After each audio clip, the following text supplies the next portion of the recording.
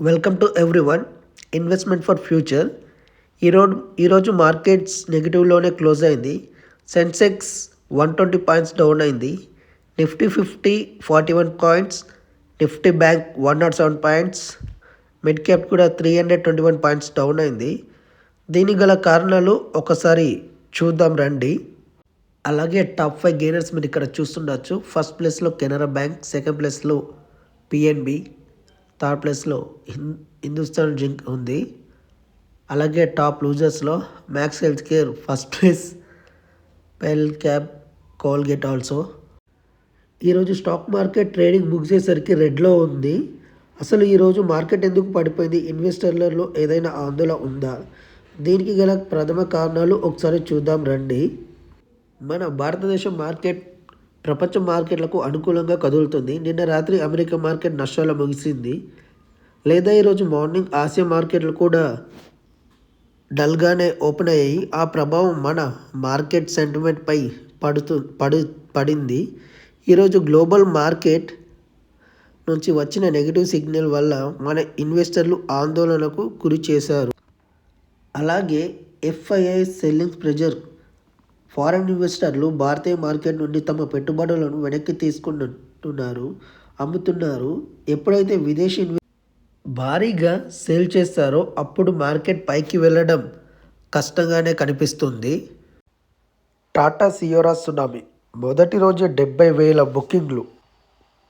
భారతీయ auto దిగ్గజం Tata Motors తన iconic సియోరా ఎస్యూవీని తిరిగి మార్కెట్లోకి తీసుకురావడంతో చరిత్ర సృష్టించింది. కేవలం ఒక్క రోజులోనే 70,000 బుకింగ్లు రావడం అద్భుతం. 90s టైంలో టాటా సియోరా ఒక ఊపిందనే చెప్పాలి. అప్పట్లో వచ్చే ఓల్డ్ మూవీస్ మీరు మళ్ళొకసారి చూస్తుంటే ఇప్పుడు ఖచ్చితంగా ఈ కార్ను మీరు అబ్జర్వ్ చేస్తారు. ఈ 3 డోర్ వర్షన్ అప్పట్లో ఒక రేంజ్ అనే చెప్పాలి. సియోరా ప్రీ బుకింగ్ డిసెంబర్ 16న మొదలైంది. కేవలం 24 గంటల్లోనే 70,000 బుకింగ్లు నమోదయ్యాయి. దీంతోపాటు 1,35,000 మంది కస్టమర్లు తమ ఆసక్తిని చూపించి బుకింగ్ చేశారని, టాటా సియోరా పట్ల ప్రజలు ఉన్న అపారమైన నమ్మకాన్ని, ఉత్సాహాన్ని తెలియజేస్తున్నారని ఈ బుకింగ్లు టాటా అధికారిక వెబ్సైట్ మరియు డీలర్షిప్లలో 21,000 టోకెన్స్ అమౌంట్తో జరుగుతుంది. సియోరా యొక్క ఎస్యూవీగా మార్కెట్లో వచ్చింది. దీని ప్రారంభ ధర 11,49,000 కాగా టాప్ ఎండ్ మోడల్ 21,29,000 21,29,000 వరకు ఉండొచ్చని షోరూమ్ అంచనా. ఓల్డ్ వర్షన్ కంటే న్యూ వర్షన్ చాలా బెటర్గా ఉందనే చెప్పాలి. ఒకసారి మీరు ఆల్ ఫ్యూచర్స్ కోసం ఒకసారి చెక్ చేయండి. హిందుస్థాన్ జింక్ షేర్లు భారీ లాభాలు.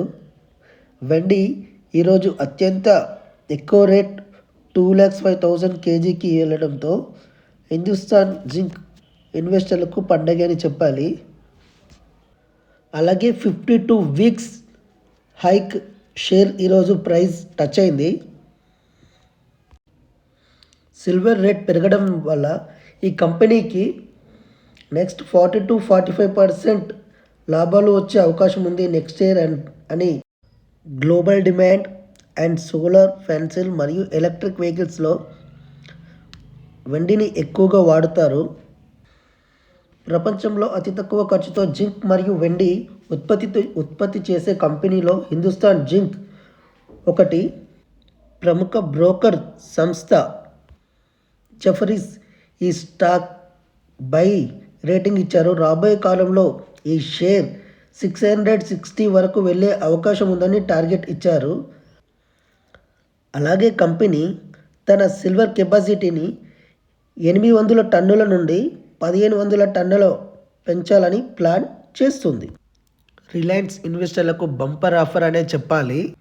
ఎందుకంటే ఫ్రెండ్స్, విదేశీ దిగ్గజం రిలయన్స్ ఇండస్ట్రీ గురించి గ్లోబల్ బ్రోకరేజ్ సంస్థ మార్గన్ స్టాన్లే ఒక సంచలన రిపోర్ట్ ఇచ్చింది.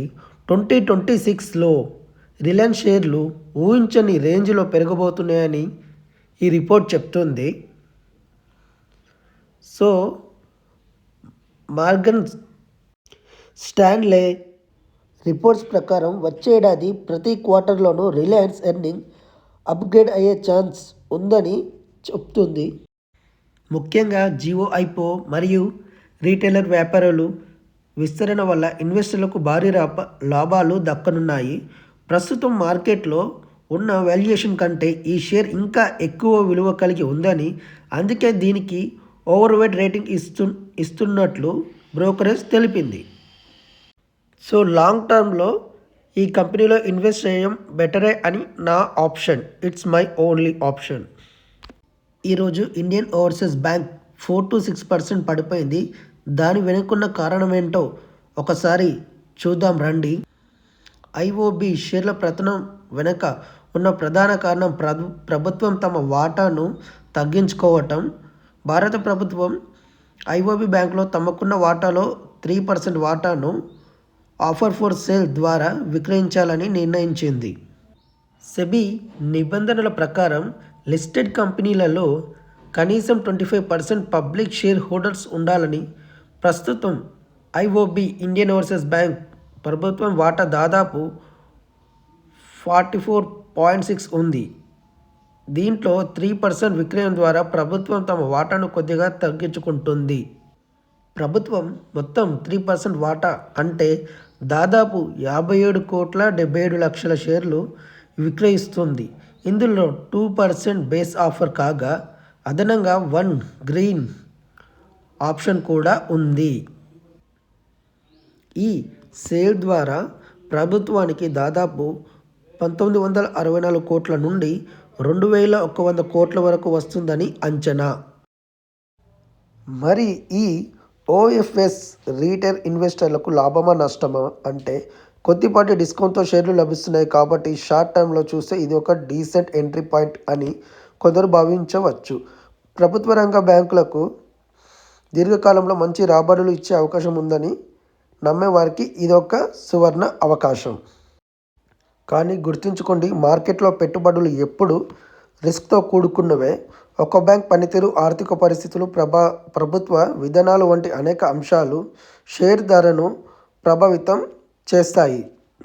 ఇప్పటి వరకు చెప్పిన న్యూస్ మీ అందరికీ నచ్చిందని అనుకుంటున్నాను. నేను ప్రతిరోజు డైలీ అనాలిసిస్ చేస్తూ షార్ట్ వీడియో పెడితే అందులో అసలు ఆ 1 minute ఏం చెప్పాలో ఏం చెప్పకూడదో అర్థం కావట్లేదు. అలాగనే ఈరోజు నుంచి లాంగ్ వీడియోస్ చేయాలని అనుకున్నాను. సో ఇది ఆల్రెడీ 3 months కింద ఒక వీడియో చేశాను కానీ అదంతా రాలేదు. ఇప్పుడు కూడా కాస్త ఎడిటింగ్ ఎలా చేయాలో, ఎలా అప్డేట్ ఇవ్వాలో సరిగా కొంచెం అర్థం కాక అలా ఇలా తికమక పెట్టేస్తున్నాను. బట్ లాంగ్ టర్మ్లో ప్రతి వీడియో మంచి ఎడిటింగ్, మంచి అనాలిసిస్ చేస్తూ మీకు మంచి అప్డేట్ ఇస్తానని ప్రతి ఒక్కరికి చెప్తున్నాను. అలాగే మీరు ఈ వీడియోలు చూసినా, ఏ వీడియోలు చూసినా ఇన్వెస్ట్మెంట్ అనేది మీ ఓన్ రిస్క్. నా ఛానల్ కానీ వేరే ఏ ఛానల్ కానీ ఎటువంటి సంబంధం ఉండదు. సో ఇన్వెస్ట్ చేసే ముందు 1-2 సార్లు ఆ కంపెనీ డీటెయిల్స్ చెక్ చేసుకొని ఇన్వెస్ట్ చేయండి. Please like and subscribe my channel.